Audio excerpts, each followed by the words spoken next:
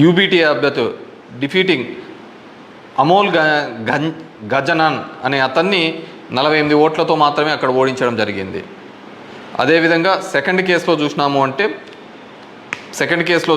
అంటే జైపూర్ రూరల్లో రాజస్థాన్లో 12,38,818 ఓట్లు ఈవీఎంల ద్వారా పోలయింటే కానీ ఈవీఎంలలో లెక్కించినప్పుడు మాత్రం అది 12,37,966 ఓట్లుగా మాత్రమే చేయడం జరిగింది. 852 ఓట్లు అక్కడ కౌంట్ కాలే. 852 ఓట్లు అక్కడ కౌంట్ కాలేదు. బీజేపీకి సంబంధించిన రావు రాజేందర్ సింగ్ అనే అతను ఈ సీట్ని గెలవడం జరిగింది. అతను గెలిచిన దానికి మార్జిన్ 1615 ఓట్లు, 1615 ఓట్లతో ఆయన గెలవడం జరిగింది. 1600. కానీ అక్కడ వచ్చిన తేడా 852. ఇది ఇట్లా మారిపోయినా ఇది ఇట్లా గెలిచిందో అంటే ఆ లోయెస్ట్ మార్జిన్. ఎందుకని థర్డ్ కేసు కంకర్ ఇన్ ఛత్తీస్గఢ్, అక్కడ పోలైన ఓట్లు 12,61,103 ఈవీఎంల ద్వారా ఓట్లు పోలైంటే, ఈవీఎంల ద్వారా మనకు ఫామ్ 17లో ఇచ్చినప్పుడు ఈవీఎంల ద్వారా ఉండేది. కానీ లెక్కేసినప్పుడు 12,60,153 ఓట్లు అక్కడ కౌంటెడ్ అని, 950 ఓట్లు ఆడ కౌంట్ చేయలే, మిస్ అయినాయి. ఎట్లా మిస్ అయినాయో తెలియటంలే, ఎక్కడ కనపడటంలే. దాని ద్వారా బీజేపీకి సంబంధించిన బోరో రాజ్ నాగ్ అనే ఇతను గెలవడం జరిగింది. 1,884 ఓట్లతో గెలవడం జరిగింది ఇతను. Fourth case Farrukhabad in Uttar Pradesh, 10,32,244 EVM ఓట్లు పోల్డ్ అయితే, కానీ ఈవీఎంలలో చెక్ చేస్తే ఫామ్ 17 ఒక విధంగా ఉంది, దీనిలో చెక్ చేస్తే 10,31,740 ఈవీఎం ఓట్స్తో ఉన్నాయి. 460 ఓట్లు కౌంట్ చేయలేదు. ముఖేష్ రాజ్పుత్ అనే అతను గెలిచినది 2,678 ఓట్లతో. ఇటు గెలుపోవటంలో కంటే మార్జిన్ కంటే అసలు ఈ ఓట్లన్నీ ఎక్కడికి పోతున్నాయి, ఎక్కడికి మిస్ అయిపోతున్నాయి. అండ్ ఈ కేసులలో చూస్తే ఇవి అసలు వీవీప్యాట్లను కౌంట్ చేయాలని, అదేవిధంగా 100% ఇవన్నీ మాల్ ఫంక్షన్గా జరుగుతున్నాయని చెప్పినా కానీ మార్జినల్ ఎల్లరని, అదేవిధంగా సర్ప్లస్ ఓట్లు ఎందుకు వచ్చినాయనే విషయాన్ని ఇంతవరకు కూడా ఎలక్షన్ కమిషన్ చెప్పలేకపోయింది. అదేవిధంగా పార్లమెంట్ వైజ్గా ఎక్కడ తగ్గినాయి ఏ విధంగా అని చెప్పేసి ఇంతవరకు ఒక స్టేట్మెంట్, ఒక రీజనబుల్ స్టేట్మెంట్ కూడా ఇవ్వలేకపోయింది. ఈవీఎంలలో ప్రతి దానిలోనూ కూడా ప్రతి పార్లమెంటుకు సంబంధించి ఈ విధంగా తక్కువ ఎక్కువ వచ్చినట్టు కూడా వాళ్ళు చూపించలేని పరిస్థితి. ఎందుకంటే ఇది గెలుపోవటంలో సంబంధించిన సమస్య కాదు.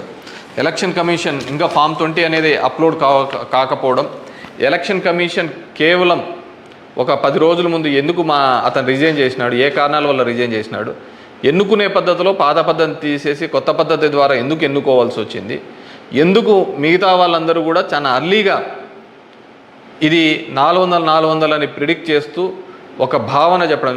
మనం టీవీలలో కూడా చూసినామంటే ఆంధ్రప్రదేశ్లో 9:30-10 కల్లా కూడా అసలు కౌంటింగ్లో అనేది ఒక రీజనబుల్కి రానిదే 100, 150, 120 అని ప్రొజెక్ట్ చేసినారు. అసలుకు వైసీపీ సీట్లు 25 కంటే దాటి చూపిలా. అసలుకు మొదట అర్ధ గంటలోనే మొత్తం నియోజకవర్గం అంతా ఏ విధంగా చూపిస్తారు, మొత్తం రాష్ట్రం అంతా ఏ విధంగా రిప్రజెంట్ చేస్తారు.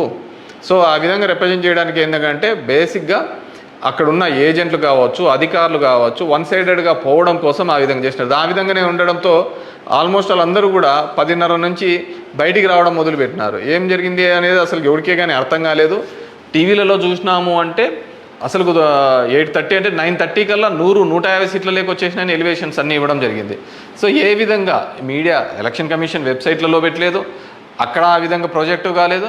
కానీ వీళ్ళే మొదటే చేయడం వల్ల ఏంటంటే దానివల్ల ఏజెంట్లు అక్కడి నుంచి వెళ్ళిపోతారని చెప్పేసి, అదేవిధంగా ఉద్యోగస్తులందరూ కూడా వన్ సైడెడ్గా జరిగిపోతే ఏజెంట్లు అందరూ పోయినారంటే వీళ్ళు రాసుకునేదే రాత అయిపోతుంది కదా.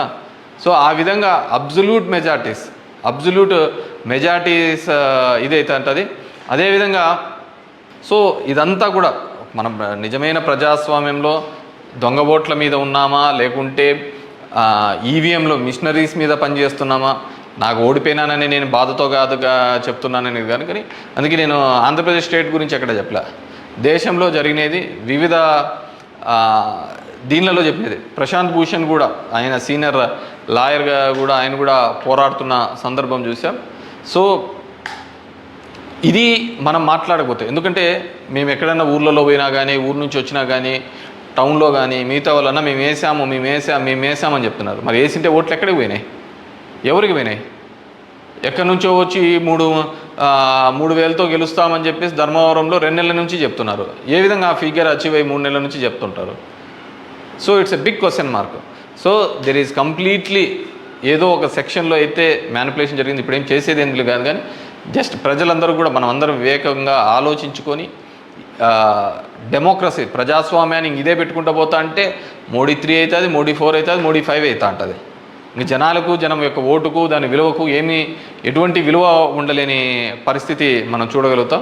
So these are all planned and స్క్రిప్టెడ్గా అంతా కూడా జరిగిందని పూర్తిగా నేను నమ్ముతున్నాను. పబ్లిక్, జనం కూడా అదే విధమైన ఆలోచనలతో ఉన్నాయని నమ్ముతున్నాను. వాట్ ఎవర్ మేబీ, నాకు కూడా ఈ 5 ఏళ్ళు కూడా జనాలు మీరు ఇంకా తిరిగినే చాలు, చేసినే చాలు, ఇది చాలు అని చెప్పేసి ఒక బ్రేక్ ఇచ్చినట్టుగా ఉంది. కానీ బ్రేక్ ఇచ్చినా తప్ప నాకు రాజకీయాలు తప్ప వేరేది ఏమీ తెలియదు. కాబట్టి డెఫినెట్గా నా గొంతును వినిపిస్తూనే ఉంటాను.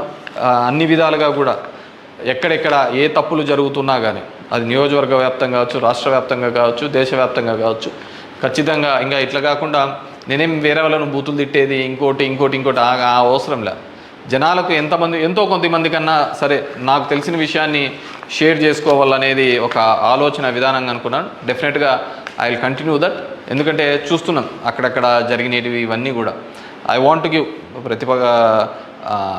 ఎన్నుకున్న ప్రభుత్వానికి కూడా, వాళ్ళకు కూడా మనం కూడా ఒక 6 months మనం కూడా టైం ఇవ్వాలి.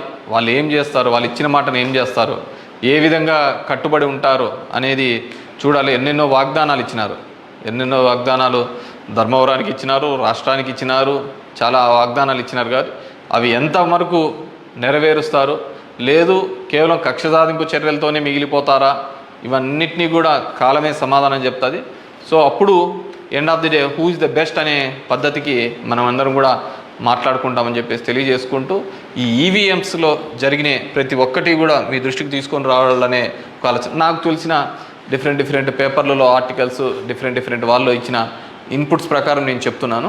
సో ప్రతి ఒక్కరికి ఓటు హక్కు కల్పిస్తానన్న ఈసీ మరి ఇన్ని టోటల్ ఓట్లు వేసిన దానిలో చూస్తే దేశవ్యాప్తంగా 362 నియోజకవర్గాల్లో 5,54,598 ఓట్లు మిస్ అయినాయి, కనపడటం లేదు. అది హెచ్చు తగ్గుల్లో కావచ్చు, దీనిలో కావచ్చు, కరెక్ట్గా రాకుండా అన్ని ఓట్లు మిస్ అయినాయి. మరి ఈ ఓట్లని ఎక్కడికి పోయినాయి? సో ఇదే పద్ధతిలోనే మొత్తం నడవాల్సిన పరిస్థితే అనేది కూడా మనమందరం కూడా, ప్రజాస్వామ్యంలో ఉన్న ప్రతి ఒక్కరు కూడా మనమందరం కూడా ఆలోచించుకొని భవిష్యత్తులో దీని మీద మాట్లాడకపోతే, నిశ్శబ్దంగా ఉన్నాము, వచ్చింది మన గవర్నమెంట్ ఎగలాడదామని, ఇంకోటి వచ్చింది ఇది అని చెప్పేసి వాళ్ళు చేసినారు. సరే, సదరన్ పార్ట్ ఆఫ్ ఇండియాలో కొత్తగా తీసుకొని వచ్చినారు, కులం మతం అనే దాని మీద రాజకీయం తీసుకొని వచ్చినారు. కానీ ఇవన్నిటినీ కూడా ఆలోచించాలి. డెమోక్రసీని మళ్ళీ మనమందరం కూడా నిలబెట్టాలి అంటే కూడా ఇవన్నిటినీ కూడా ప్రజలు ఆలోచించుకొని వారి గలం ఇప్పి వారందరూ కూడా వీటి మీద మాట్లాడాల్సిందిగా కోరుతున్నాను. Thank you.